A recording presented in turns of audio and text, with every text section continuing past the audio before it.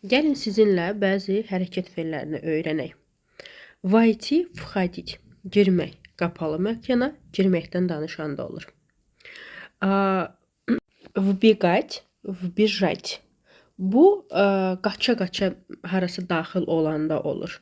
Məsələn, войти, входить в дом və yaxud eləcə də вбежать və yaxud вбегать в дом, там, в магазин, в здание. Fərq eləmir. Yəni qaça-qaça bağlı bir məkana daxil olursan.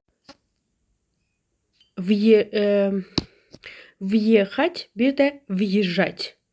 Biri bitmişdi, biri bitməmişdi. Biri daimidir, biri bir dəfə olandı da. Въехать və yaxud въезжать, məsəl üçün, в parkovku. Bu isə miniklə daxil olursa, məsələn, parkovkuya.